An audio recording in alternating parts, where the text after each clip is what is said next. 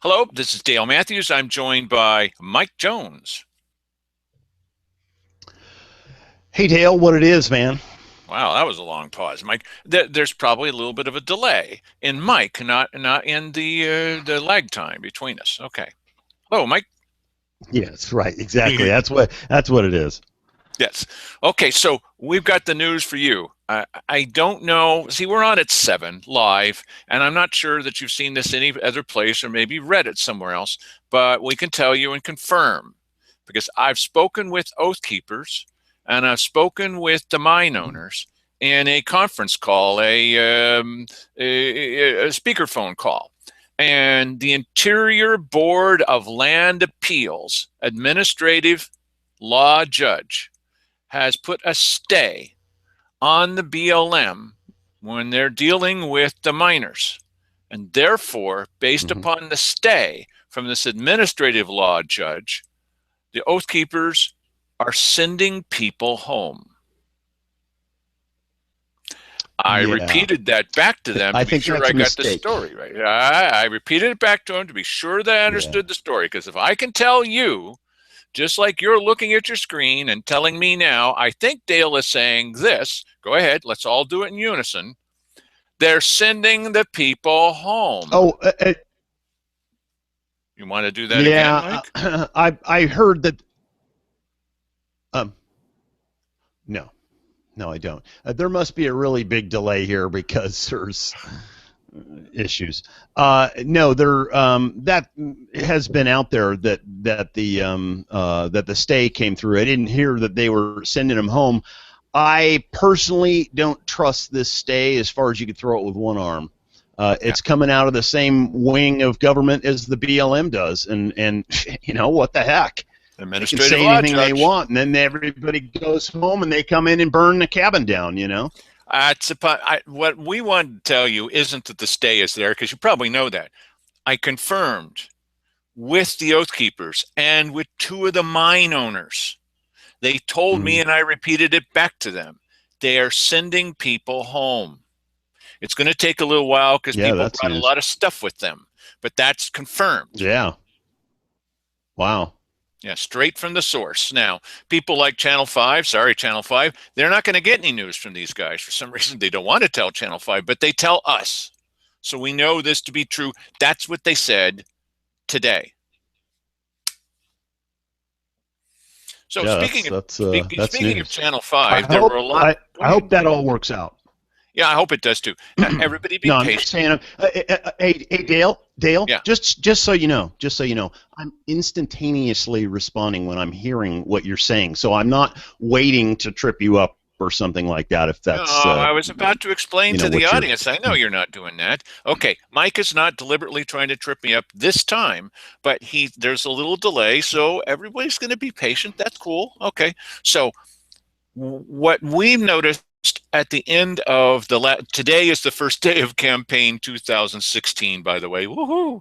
Okay, if you were tired of election stuff, well, it's coming up. This is the two goons talking on Tuesday night, doing a live broadcast. You were the first people to hear this, and only from us, etc., etc. Anyway, that was a runaway bestseller. Everybody loves this show, and they thought we were funny and everything. We got them deceived, Mike. Yes. Okay, so the comedic timing is a little off today, but hey, that's the reality of today. Okay, so the the Courier traditionally supports the wrong candidates every time. They always lose. Well, maybe not, 30 years ago, but lately, and we're always right. We've been right every time we made a prediction. That's 3 years in a row. Badcounty.com is 100% correct. Oh, maybe that's because we're more of the people than somebody that's in some other county or a county commissioner who doesn't know which end is up. Anyway, so we were here, and here we were reporting from inside with all of the winners. What the Daily Courier did is they trotted on down and spent their time with the losers waiting for the celebration because they were sure, so much money was spent this time, we have to win. Here's the picture. I just love this. This is the two goons, and we're reporting the news correctly. And we were there with, how many people were in that room, Mike? How many do you think were in that room? I'd say there was probably 30, 40 people there. Okay. Something like that. So here's the Daily Courier's picture. Here's Scott Draper. Woohoo! He's giving a fist bump to one of his people. Why, I'm so proud of myself. Why, we're actually the victors. Anyone that says anything other than we're the victors, they're just totally wrong. Look at this big honking smile here. Why, we're all so happy. And this is the Courier's happy, happy picture of the real winners of this election. They did that in other elections where they put the loser they supported, on the front page and not the winner. So here they are.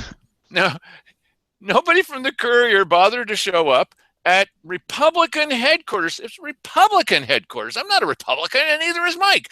They didn't bother to show up to take a single picture, to talk to a single person there. They just didn't bother to show. Why, Jim Moore wasn't there. Now, Mike, why do you suppose Jim Moore didn't show up with the winners? I don't know, because apparently from what you said, he wasn't even waiting in the hallway for the results there. So Nope. But Channel 5 was waiting in the hallway. Now, remember the problem we had with Channel 12? Look, Simon Hare's not my favorite guy. You all know that. But Channel 12 reported falsely. Their person was there at the same time we were.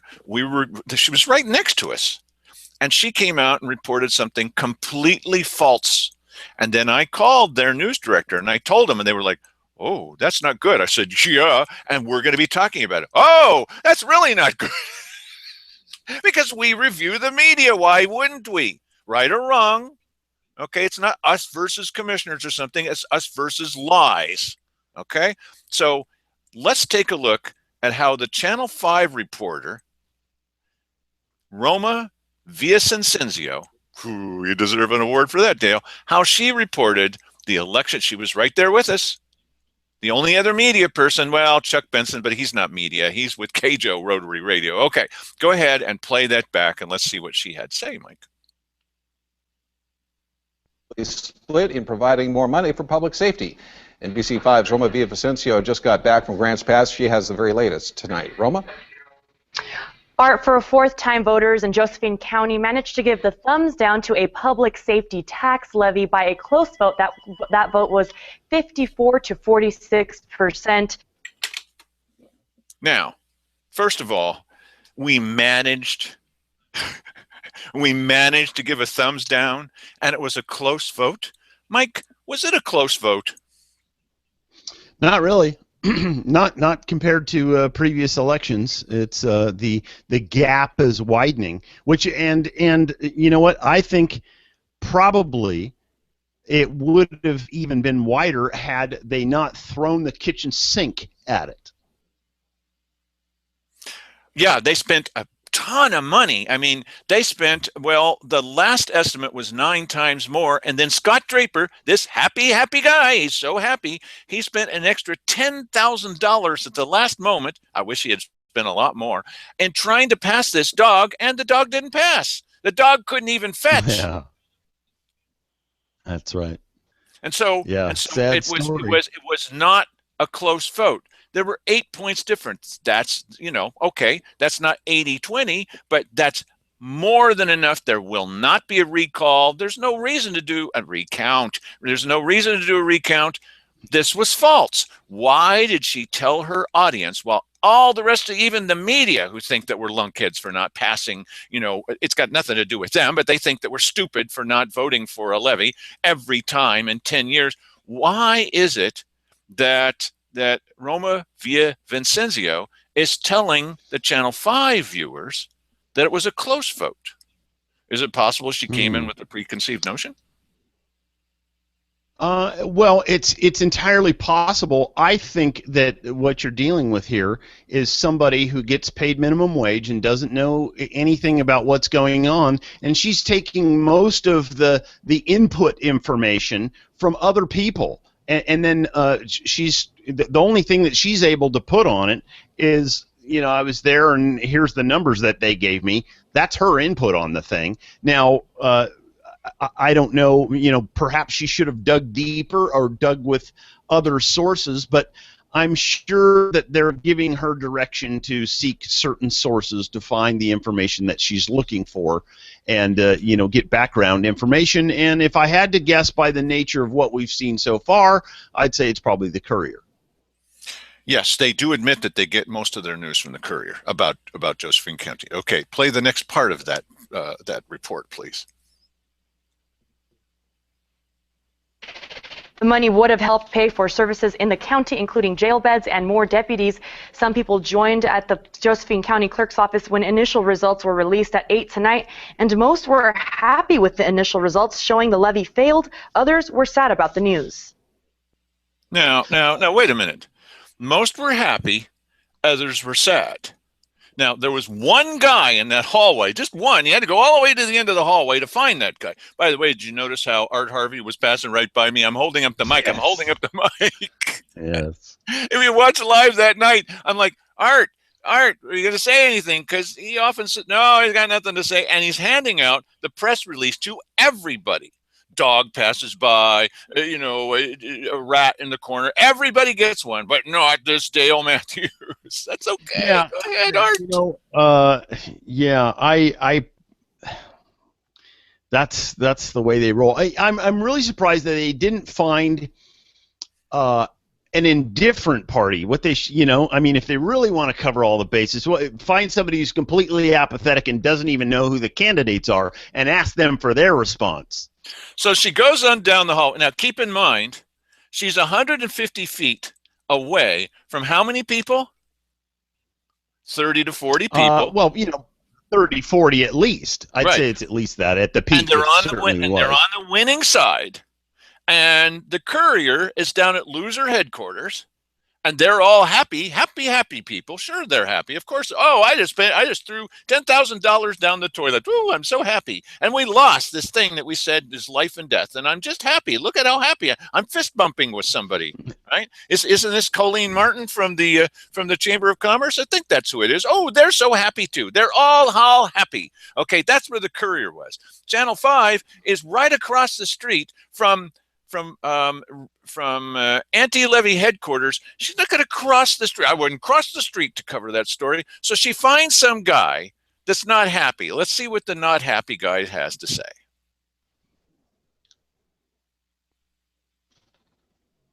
It sucks. I know it comes out of my taxes.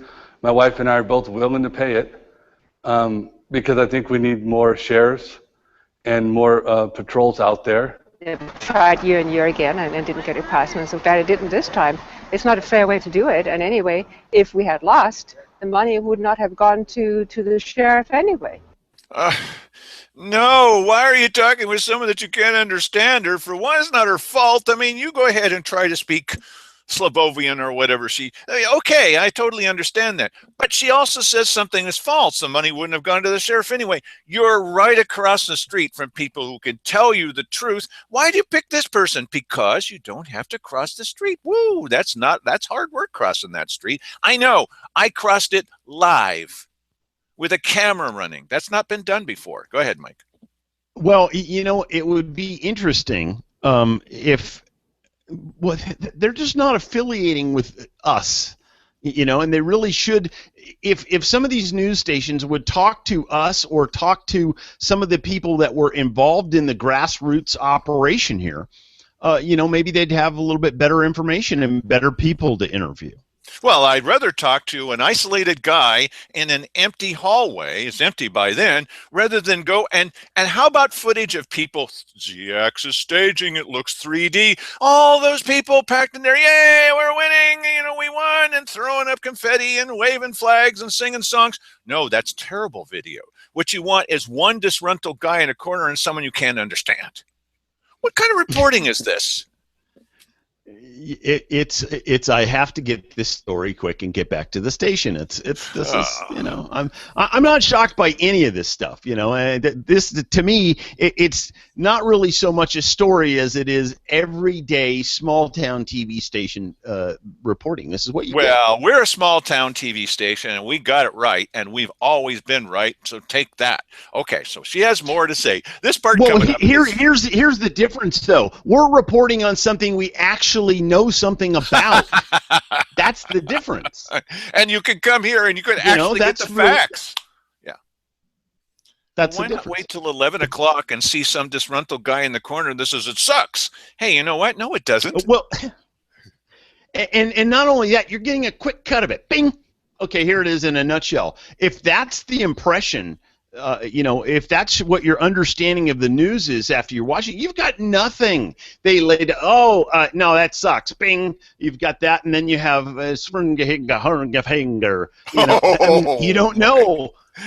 What is she You don't saying? know what's going on after that. You can understand from what she said is the thing that she said that was false. Look, isn't it wonderful video to be in a room full of happy people that are celebrating? But we don't want to put that on because we don't like that output. Let's put a picture on the front page above the fold of the losers. Well, you're assuming that she knew that we were over there having a good time with all these people and everything. She didn't know that. I told her where we were and that we were going to go back across the street after this thing was over. So, yeah, she knew. Well, that's different. That's a little different. Okay, let's play this next part. I think it's the next part. This is amazing. This is about mathematics. I think this is the clip about it. Go ahead. This is the next part of her story. The measure was started by Josephine County residents who formed the group called Community United for Safety. Okay, it wasn't that. But they weren't the ones that started this. And we've shown you the videotape. And I told Channel 5 and 10 and 12 and the Courier and KJO that these citizens, these city and county employees, basically, and backed by union telephone calls, you got to vote, you got to vote, you got to vote for us, that they were not the ones that started this. We've proven to you. You can see for yourself. And despite every time Keith X says, we've got nothing to do with this. Well, you're in trouble because you're laughing when I say that. Because we had the tape that shows it was not started by Cuffs. It wasn't started by SOS. It wasn't started by Mike Jones. It was started by Keith Heck. We showed you the tape. Liars. Liars and cheaters. And losers. Mike? Yes. Go ahead and play the next part, bud. Okay. All right. It would have raised property rates by approximately 3%. That's 3% to fund additional services in the county. Take this one on, Mike. It would raise it by 3. It would raise it by 3%. That's 3%. Not to be confused with 30 or 130 or 150 or All right, but something more like what it really is. What's wrong with 3%? I sent this email, and they were happy to receive it at Channel 5. I sent them an email questioning her mathematics. Now, why would I question her mathematics, Mike? Tell them the two figures, and then our audience can figure it out for themselves. Well, let me see. We pay 58 cents per thousand right now as a base rate. No one actually pays 58 cents only. We pay a whole lot more than that. But the base rate of taxation for property taxes in this county is 58 cents. Well, the levy was for $1.40 on top of that, which, unless I'm missing my guess, is like 3 times that, pretty close. No. According to Roma Villavicencio, representing Channel 5, the difference between 58 cents per thousand and $1.40 per thousand is 3%. Yes. So what I did was I called her, and I was very nice and very soft-spoken with her. And I said, I just noticed a little error in your story. She was very uptight. Well, what? And I said, well, you said that it was 58 cents and the new rate would be $1.40, and that's not 3%. Well, you're being very rude to me right now. Really? I was very nice. And I wasn't yelling at her, but she was yelling at me. You're being very rude right now. Well, Anyone in the audience think the difference between 58 cents and $1.40 is 3%? Yeah, that's kind of a bummer. Sounds like Keith Eck. It's rude to point it out. Mr. Matthews, you're being rude again. Okay, let's hear the rest of her report. This is great.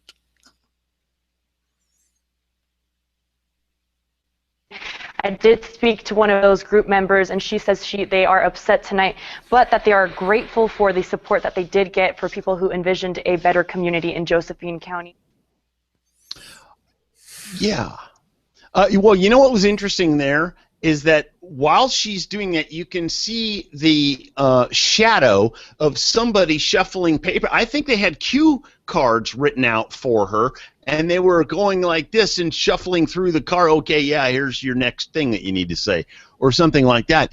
Kind of makes you wonder if that's the guy who wrote the 3%. Oh, yeah, that's 3%. No, they think at Channel 5, they think it was Roma that wrote the 3%. Here's the other thing. Why is she saying, why is the Courier saying, why is Kjo saying that these people want a better community? Hey, I want a better community. Don't you, Mike? Sure. Well, then how come the winners are always the people who don't want a better community? Well, yes. Well, the problem here is news stations, local governments, they all have preconceived notions. It's all kind of an incestuous relationship between all of them. And so you're going to get what the talking points are from, the people who are the in crowd. And, yeah, so you're not going to, they're not going to talk to the actual grassroots, because who are they? Here's the problem with grassroots. I've got them popping up all over the place outside here. Too bad not more on top of my head. Yes, take some weed killer and go take care of them. But they're popping up everywhere. They're not, it's not an organized thing here. That's the, now she could have got us all gathered in one place. Most of the movers and shakers of the grassroots operation were over there at Republican headquarters the other night. But that was they're across not really the street. Not affiliated across the street with for this us. story, Mike. That's across the street. Right? That's so far. Again, put yourself in. I mean, think of a high school kid that's flipping hamburgers, or I don't have a job at McDonald's. I work at the news station. That's what we're talking about here. This is the level that you get with that. Don't be dishonest. Listen, it's okay not to make much money, but just be honest. Was that dishonest? Dishonest to me, a lie to me is a willful act. Well, if it's done out of ignorance, it's not a lie. It's just, ignorance. That's okay. She knew that we were across the street. She decided not to go over there, not because of ignorance. Yes, she had a deadline. Oh, no, I totally get how this. You want to string her up on the yardarm, and I'm telling you why it happened. This was at 8:15, and her newscast was at 11. Okay, yes, she has to drive back to Medford. Then she's got to take the stuff out of the camera, edit the whole thing, write the story. No, and she's doing 2 or 3 other stories probably at the same time. That's all I'm saying. Not good enough. No, listen, I understand. Okay, it's not good enough for you, Dale. Yes. But the bottom line is we're talking about somebody who's a fledgling person. They're just getting rolling in this thing. I'm not saying it's right that she should have had somebody like an editor read what she was, reporting and go, well, yeah, you need to make a little math adjustment here. I think, listen, the management is just as much at fault, if not more, for allowing that to go on. What do they let these people just run around all over creation and write stories and bring them back and say them without any editorial input at all? Isn't really, that what on election night? Isn't that what Channel 12 did? Well, about yes. Oath of Office night, Oath of Office afternoon, morning? Yeah. And what about this guy that took this picture? What about this guy that took this picture? Oh, I'm in the wrong spot. Okay, now you're talking about a different situation. Okay. You can't put the same amount of accountability on Roma and Jim. What's his name? Jim Moore. Really? Look how happy Jim they Moore. are. Jim Moore. Right. Do you buy how happy they Yes. are? Right, right. Well, It's who knows buying, when that buying was votes, taken? buying views. Oh no, this was on the night. Well, okay. I got to believe. Yeah, they're happy. Never mind. Okay. So anyway, I'm tired of Roma Via Vincenzio and Channel 5 and those kind of lying guys. I'll put on the two goons instead. Okay. Speaking of the two goons, The two one goons. of these two goons made a wonderful speech on Wednesday. And it wasn't me. No, it wasn't that wonderful. It was a good one though. And so the other goon is going to play this back, and you'll see it's a wonderful speech. But you got to watch the end. Tell them about the end, Yes, Mike, before they see it. Oh yeah. Well, I was making a suggestion that perhaps they change their ways or briefly consider another point of view. But no, once again, and it's odd because when you go to these weekly business sessions, there are situations all the time where they bring somebody in who's been in service for 25 years, and they bring them up and they have something to say, and everybody, oh yeah, that's wonderful, and there's no problem with that at all. But if a citizen gets up and says something, and you know what, actually, it even has to be a citizen that isn't necessarily in agreement with them, because I've seen citizens come up there who are in agreement with them, and if they get applause, that's totally fine too. But anyway, no, the reaction of Keith Heck is so quick, and so, he's obviously a little bit ticked off, so here's that. Mike Jones, Grants Pass. In social media this morning, J.J. Schofield came in and lamented the stupidity of the voters of Josephine County in defeating the levy. This is just sort of illustrative of the diametric opposition between employees and representatives of Josephine County and the people that they represent. I'd suggest that when people bring other suggestions besides levies in the future, you take some pointers from George Costanza. In an episode of Seinfeld, he discovered that if he reacted in the exact opposite of what his natural inclination was, that somehow things began to go better for him. So that's my suggestion. Thank you. Please, now look at Wally. Please, come on, children. This is a formal business meeting. If you cannot restrain yourself, I would encourage you to go out there and clap and applaud all you want, but not in here, please. Now, what did he say about children? What was that? Come on, children. That shows you the esteem in which the bosses, in which the authorities of this county are held by this guy. Yeah, and you notice, you know what, I was very, very even toned. I wasn't being hyperbolic. I wasn't doing anything like it. I was very, very calm. I'm just suggesting that in the future that they question what their own motivations would be in doing the things that they normally do, and perhaps consider something different, because what they've been doing is not working out. And I think an objective observation, even by them, would show them that. But what can you do? Well, when I got up and I proved to them that there was porn easily available on the internet to any kid and that they were looking at it, it was Cheryl Walker that led the applause. That when what's her name, head of the library, right, Kate Dwyer, somebody that you like her, right? Well, she said, Cheryl Walker said, you're obviously very acquainted with porn. Yes. And Kate Dwyer said, well, we don't need anybody hacking into our system. I said, it wasn't hacking. I'm one of the donators. Yeah. To the library. That was really dumb. And you know what? That's a very good example.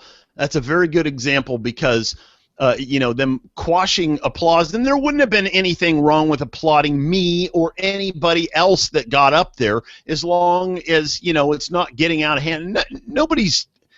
There's no disruption of the meeting there, for crying out loud. The next person is going to get up to talk just as quickly. It's silly, but during that time when first Judy Aarons got up and talked about porn available at the library and them not having filters on it, well, Dale, right after that, went over to the library like, maybe somebody who was trying to figure out if the story was true would do, and the Courier people are in there at the same time, didn't do anything.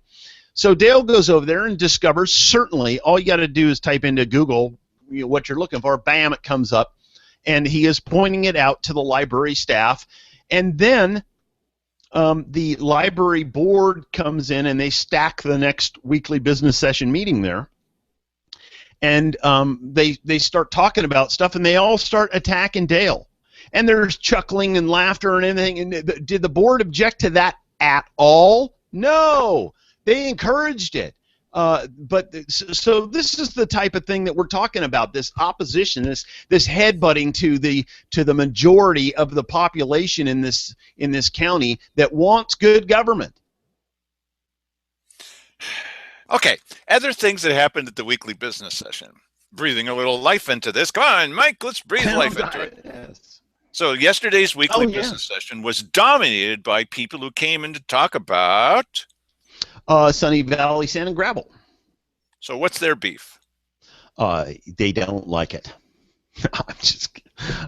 I thought you'd like a short little answer like that. No, Andreas Black, the guy who is the principal operator in the he's the guy pushing the Sunny Valley Sand and Gravel operation there. He was there.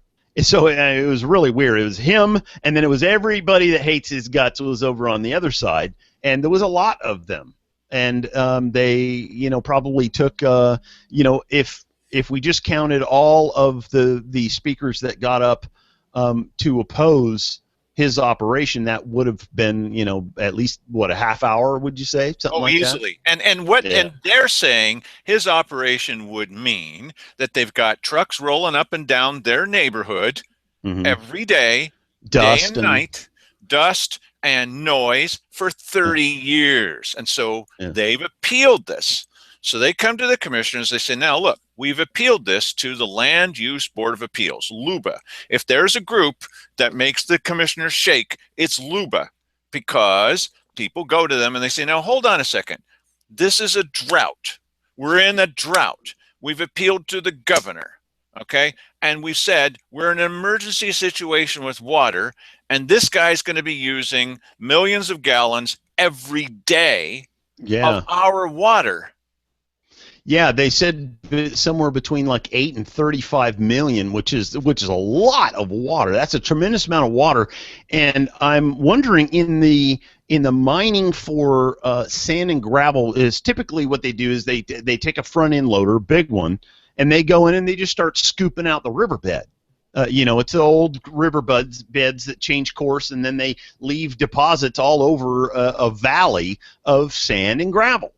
And so they go in and take those out. Now, what they would be using 35 million gallons of water for every day might be a little bit. They might be elaborating on that story a little bit. The problem is that, did you hear any of the commissioners who are pushing this? Did you hear them, or Andreas Bleck, or somebody from the planning department, or anybody disputing that? No, I didn't, and that's a good point. That's a good point. You would think that although Andreas Bleck was like the first guy up to speak, or if he wasn't the first, he was the second to come up to speak. So his turn to come up and talk had already passed. So perhaps he should have waited until everybody else talked so he could say something about that. And I don't know that is Simon in the position to counter the claims of somebody about what this guy over here is doing? I'm not sure that he is. He tried to, but he doesn't know about this. No, the big one that they Right. settled on was another fellow that came up and said, what you're suggesting doing, and here's who's right on this, okay?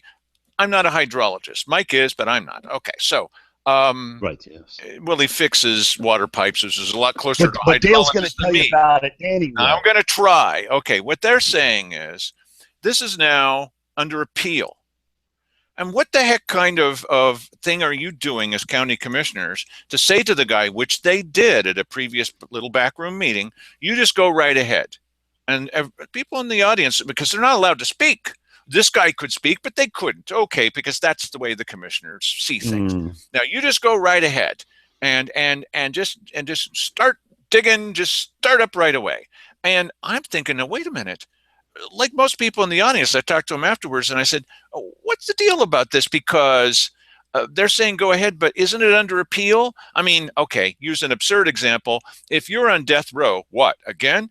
And you have an appeal going on, are they supposed to, like the miners, are they supposed to burn down your cabin and burn you too, and then electrocute you and then shoot you? Or are they supposed to give you your appeal? Yeah. Well, why are they letting this guy go ahead without the appeal going through? What? Yeah, I don't quite understand that either. But then, yesterday you were talking to somebody and heard that that LUBA doesn't typically issue their final judgment until the commissioners actually issue an ordinance having to do with this. Yeah, then here's they the make weird a one, yeah. ruling on it. Yeah, So it's kind of weird. Yeah, that was today. All the days are running together for us. I don't know I'm about sorry. for you. All right, that's okay. So that was at Thursday's meeting because today is Thursday. See that thing at the bottom that says Thursday? Okay, I'm talking about them, not you, Mike. I know you know what day it is. Yesterday, Mike and I went right out into the hallway. I left my camera sitting there. It could have burst into flames. Okay, yeah, poor Cheryl Walker. Oh no! And she runs screaming out of the room. A good start. So I said to Wally Hicks, "Hey, wait a minute. You know, this guy just brought this up. Certainly, you've looked at all this." I figured he had. He said, "Actually, I hadn't heard of that." Oh, I was surprised. He hadn't heard of that. So he did go and look at it. So today, at today's little backroom meeting, an admin meeting, Simon says to, well, what'd you find out? What did I find out about what? Hey, what'd you find out about that thing? And he said, okay. He said, I've called LUBA, Land Use Board of Appeals. I've called LUBA, and they said that typically they see an ordinance by the commissioners, which is what that night was all about. Morning was all about. First, we see an ordinance, and then we deal with that. And Simon's going, oh, man, we could have done that in October, which they could have. According to Simon, however, all this time, Andres Blech could be rolling up and down their streets, his trucks full of day and night, his trucks full of rocks, according to Simon, and it would have been, just a Shangri-La situation. So wait a minute, though. Would LUBA have said that they can continue to operate while you issue this ordinance and then we issue an appeal, or did they have something to say about that? Well, what Wally Hicks said is it seems like they're a little confused about their own power. No, I don't think so. In this case, I think Wally might be slightly off, okay? Because LUBA is not going to say, oh, when something is under appeal, we don't know what our powers are. No, that just defies logic, okay? So, but what they did say, the solid feedback that they gave to Wally Hicks was normally you'd pass an ordinance. Okay, so here's the other weird thing that happened or bad thing that happened. So Simon's saying, well, let's do it right now, in this room, right now. And there's just two of them. Okay, that's a quorum. But Keith Hicks says, no, wait a minute. I told everybody yesterday that it was going to come back next week. Oh, but we don't have to do it that way. We can do it right now. And I'm paraphrasing, but Keith Hicks is saying, no, I told the people to come back next week and we do it next week. Well, we don't have to do it that way. We could do it right this moment. What is this guy in such a hurry for? Yeah, okay. You know what? Now I'm wondering, apparently they do have the power to do this ordinance and then grant this guy the ability to operate, and then they can still be going through the situation with Luba there, apparently, because otherwise, why would they be? They've not done that Yeah. for years. They haven't done that. And so now Simon is saying, well, I know for years we would wait, but I don't want to wait. Wait a minute, you don't want to wait. What? And so Keith keeps saying, but this is what we told the people we do. And Simon keeps saying, but we don't have to do what we said. It doesn't, do you see a theme here? We don't have to do what we promised. Yeah, it reeks of conversations that have been had outside of that room there with certain parties, and perhaps promises have been made and things of that nature. That'd be my guess. Any other conclusion, buddy? Yeah. A bunch of money at stake. This guy's big time money. And he's tied in, Old Boys Network. I mean, he's relatively new to this area, but Old Boys Network, central. And so Simon Hare, it looks like he's doing the bidding of his masters. That's what it looks like. At this Wednesday meeting, I mentioned something about masters, and I said, and I'm not mentioning it by name, but Mike could see right through me. I said, when a commissioner, when you've got the goods on somebody, you've got it on tape, and it's part of the official record, not just our tape, but the official record. And that guy says, well, I never said that. And I said, well, yes, you did. No, I didn't. No, I didn't. That's wrong. And so I come back with the proof, and he cuts the power. Is that God whispering in Simon's ear, that's okay, Simon. It's okay. You go right ahead and lie to everybody. And I like that kind of thing. You think that's God that was whispering to him?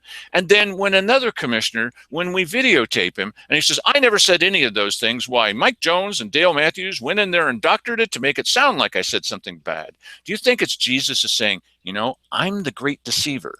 Jesus. And I think it's just wonderful that you're doing that, Mr. Official. And I encourage you to go ahead and lie to everybody, because that's what I'm all about. And then and that's when Keith Hicks stopped me. And then when another commissioner.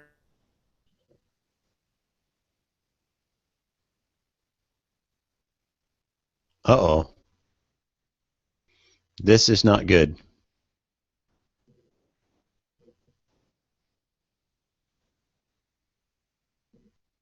Uh-oh. Uh-oh. That's not good.